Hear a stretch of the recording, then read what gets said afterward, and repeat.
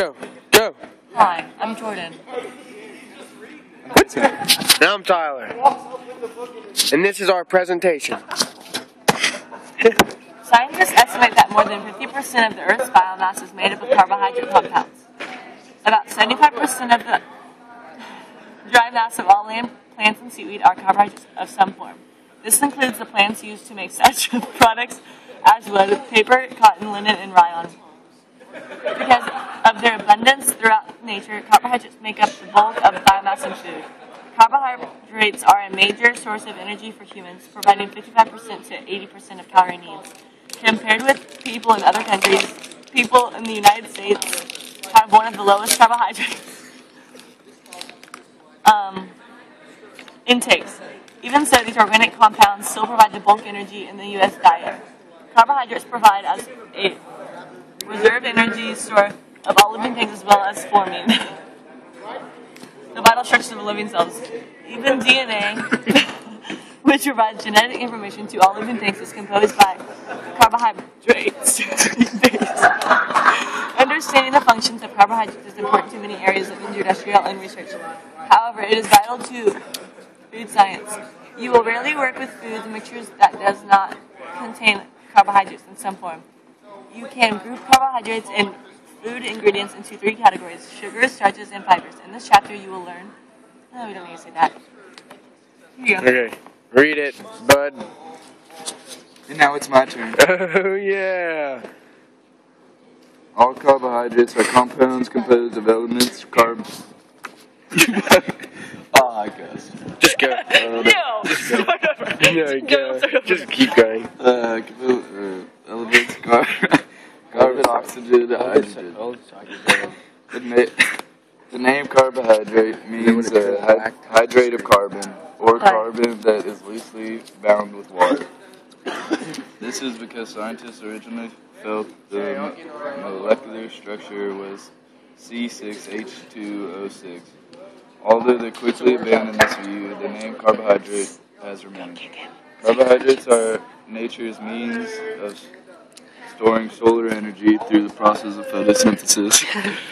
Plants convert energy for the sun into most common of the carbohydrates, glucose. I'm just skip ahead real quick. This is why baby corn and petite peas are sweeter than their full-size counterparts. Now it's my turn. What was that? Now it's my turn. What? Oh. Can you say your name, please? Tyler Coleman. Reporting for duty. Games class. 4th period. 4th period. Sugars. The simplest types of the carbohydrates are called sugars. In organic chemistry, the name saccharide has been given to all the carbohydrates classified as sugars. Sugar was the common name used before organic chemists developed the naming system presently used to identify organic compounds.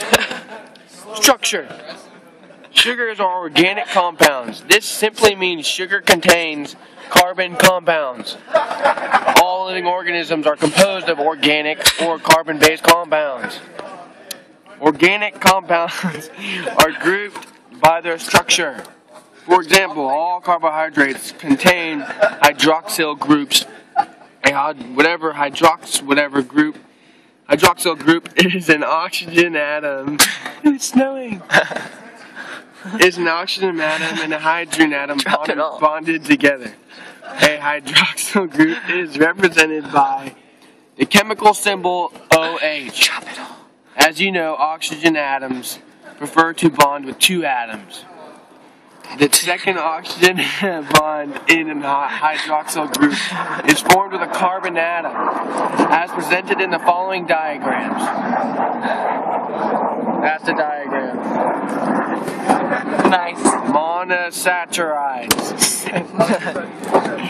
A simple sugar is a molecule that cannot be broken down into a smaller molecule without changing its basic nature.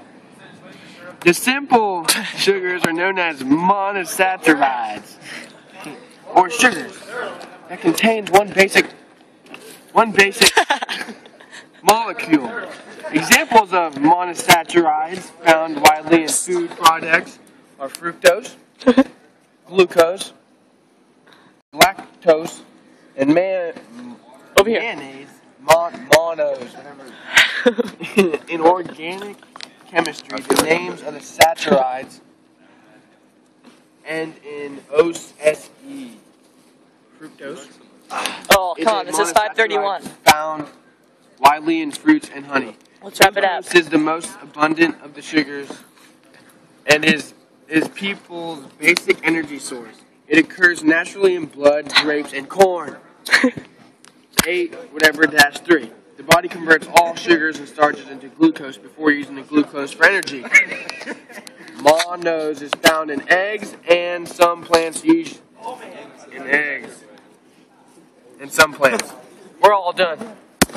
That's a wrap. That's a wrap.